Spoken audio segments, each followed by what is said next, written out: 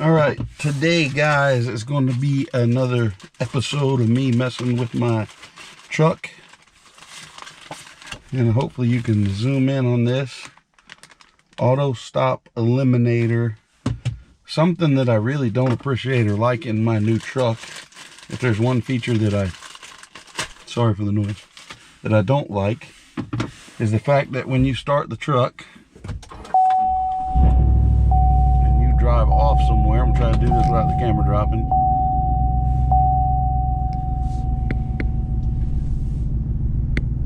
When you get in the truck and you drive somewhere and then you go somewhere and stop, I think Chevrolet's trying to be slick and they shut your motor off for you. So say I stop, I rest too long, and then the motor just gonna shut off. And when you have exhaust, it's really extra annoying because you hear your truck going from making noise to not making noise, and that really sucks. And then people look at you weird like, did your truck stall out or something? So I'm gonna take that off today. Let me see if I can make this trip and do that for you, because it didn't do in my driveway. So maybe you got to get some distance on you. So let me see if I can drive out of here and make it stop for you. Okay, we'll stop just like we pull up to a red light or something. I think you can hear that my truck shut off, which is annoying to me. So as soon as I let off the brake, it starts back up and we're gonna take off. It's just when you have an exhaust that's like extra special annoying. Plus, I don't see how it doesn't wear out your starter and gum up your engine and all that other stuff. You know, if you're sitting here idling, I feel like you're better off just to idle. It takes no gas to do that, so I don't even know what amount of gas they think that's going to save you, but here we are. We're going to eliminate that. I'm going to give you a quick rundown of the tools I'll be using for this. We got to have a 7mm socket. Of course, a small flathead. This is a panel puller. This is a T15. And this is a plastic panel puller to keep from scratching up any of the things. So let me get this camera set up where you can see me in the best view, and we'll go ahead and get started on this. All right, it's actually an awful windy day today, and it's cold here. So basically, we just got to reach under the bottom here and start pulling out on these. And it should come out pretty easily.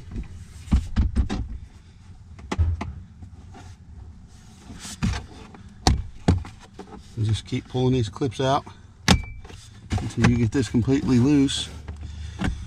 And you have to be a little careful because the clip here actually is going this way, so you don't want to pull up on it. What you want to kind of do is pull backwards on it a little bit, let that clip slide out.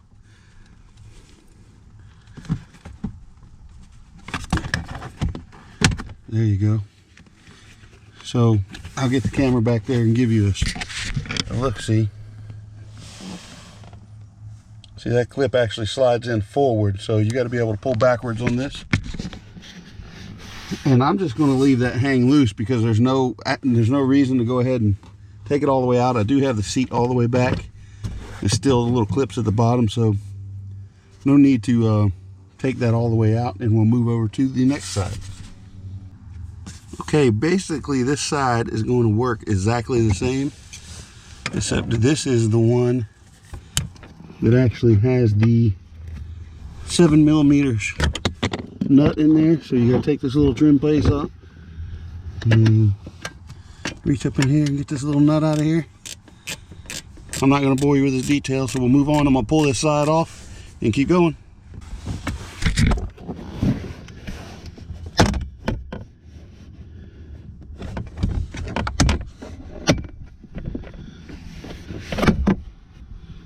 Okay, so as you can see, I've got this side panel loose over here. Something I have not showed you yet. This is the compartment in the side there. This is actually my base knob, so I will show you guys some more detail on the install of my two 10-inch subs. I forgot to record that. So anyway, I have my base knob on the side. Now we got this panel loose, we can move on to moving on. Okay, this might be a little tougher to see on film, but now we have to take out this complete cup holder package tray, and right here there's two lips you're gonna have to get underneath and literally just pry that up. And what's really nice about this plastic tool is it actually has a pry part on it. We get in there and pry that right up. This side here.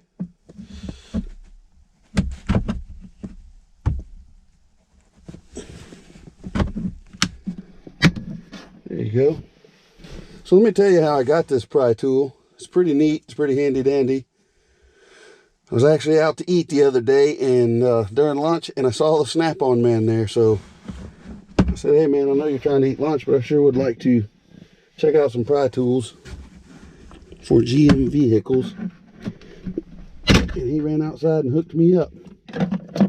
So now we just got to pry this thing up. And this is where your little flathead screwdriver is going to come into play. I don't know if the camera will pick this up very well or not. But for some reason in the bottom of this cup holder,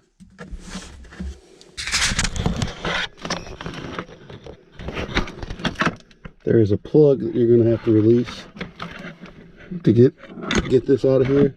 Looks like there's two plugs there. So once we get those electrical wires loose,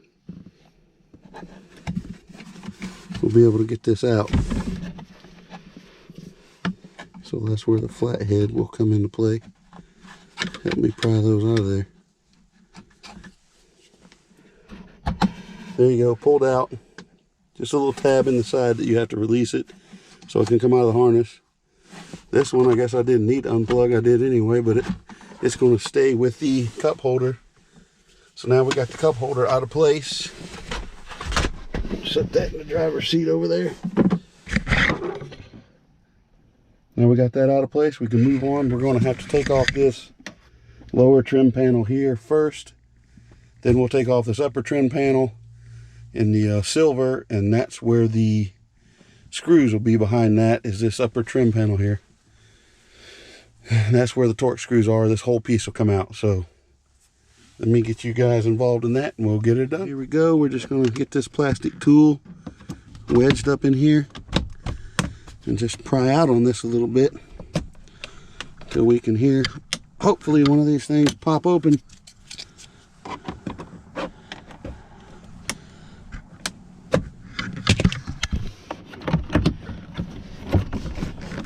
Get my hand in here. I don't know how easy I'm going to be able to video this for you guys. You sit here and watch me struggle.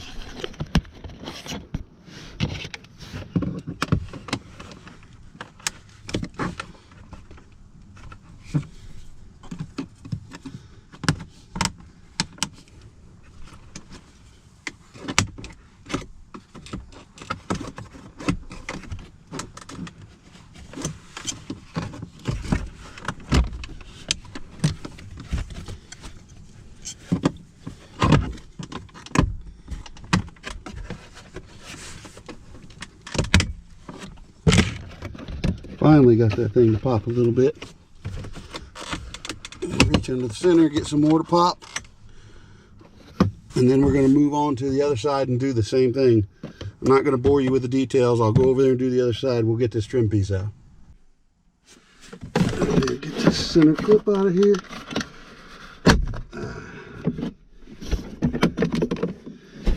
Sorry, shook the camera there. So here you have it, is that center trim piece that we just took out. Now we'll move on to the dashboard.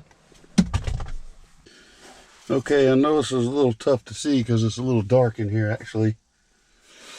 So this trim piece has to come out and all those screws rest behind this trim piece. So again, I'm just using this. I don't know why my GoPro shut off there, so I'm just using this plastic tool. Not to scratch anything. Pry out on some of these.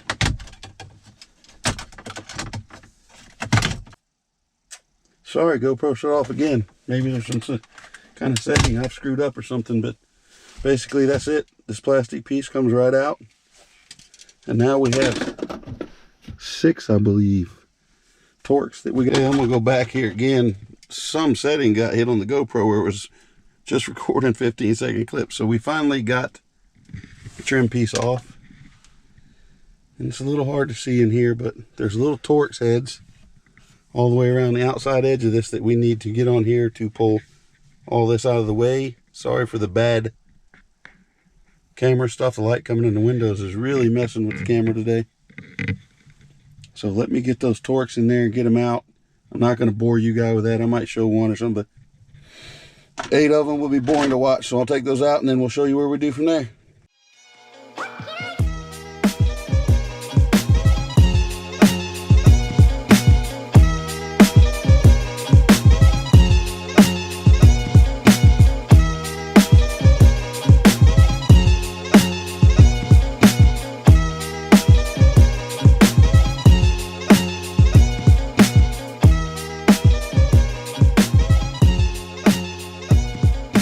Guys, there was a total of 6 screws, 2 on the top, 2 in the middle, 2 on the bottom. Now we're going to have to get in here and get the entire dash completely out. So it should just pop out of place now, I hope.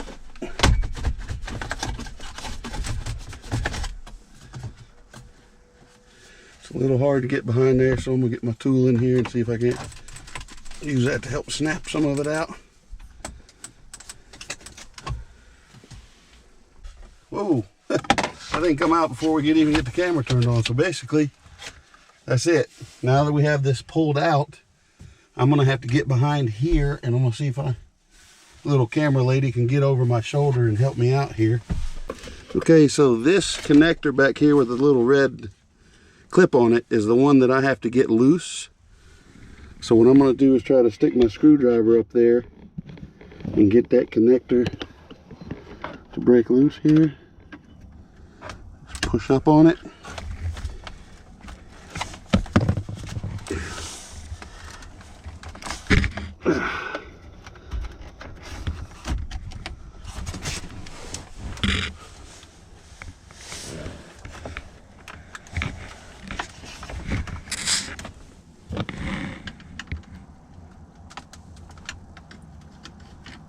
Very difficult to get this out of here for some reason.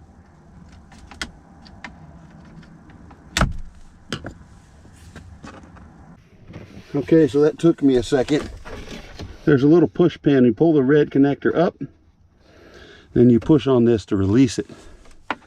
So it's going to be real simple. I'm going to push that red connector back down in there, and then we're just going to plug this in its place. Boom. So that's it. It just plugs in between the normal connector in here. Now we're ready to put all this back together. All right, so we did put the dash back in. All I have left is the 2, 4, 6 screws to put back in. I will tell you to be careful. On the bottom, there is a guide hole, and there's actually, I don't know, it's a flat piece. I'm not going to call it a pin, but it pins the bottom in. So you have to slip this flat piece through a hole in here to get this dash to lay back up correctly. Once you do that, you can go back to putting your 6 screws in. But until I do that, I'm going to wait for now, and I'm going to go ahead and I'm going to give this thing a start, because we did just mess with the starting mechanism, I believe, in here. So before I button it up, I'm going to go ahead and start it and see what happens. Okay, thank God it worked. So as you can see, my dash said auto stop off. The light right here that's supposed to be on is off. So this thing has 2 settings. If I turn it on and I shut my truck off, then when I start my truck back up, it'll stay on. Can you see that light right there? So then if I turn it off, shut my truck off, turn the truck back on, you see it goes back off, and then it tells me on my dash auto stop is off. So now it's automatic. The way they have this thing rigged from the factory is every time you start your car and you take off, whenever you stop somewhere, it automatically stops. You got to reach over and hit the button every time you drive your vehicle. Bad, bad, bad, bad, bad, bad on you, Chevrolet. So we fixed that problem. I'm gonna put the dash back together. I'm not gonna bore you with all that details. I will give you just a good clean shot of it all tidied up, and then I'll get right back with you. All right, guys, we got all the trim pieces back in. Everything looks beautiful. I made sure everything was tight and clean. Job well done. Sorry if I was a little winded in the video. It is absolutely freezing cold out here, and I'm trying to put this in because I am sick and tired every time I stop that the motor shuts off, and it makes me feel, I don't know, I'm just gonna say it makes me feel weird when I pull up next to somebody and the motor shuts off and I start it back up and you hear these big boar like exhausts growl at them. They're like, he just started his truck. So thank you for Auto Stop Eliminator. Fantastic product. Worked perfect like a charm first try. Wasn't too bad to put in. I'd say you have to have a little technical skills, but it's probably like a 4 out of 10 job. Pretty easy. Take about 45 minutes to get her done, and she's in and she's working, so I'll never have to turn off the auto stop again. Thanks for watching. Do me a favor, support my channel. I'm learning. Sorry for the video quality. I will get better, I promise you. Hit the subscribe button, flick that little bell down there, leave me a comment. Thanks for watching, guys. See you.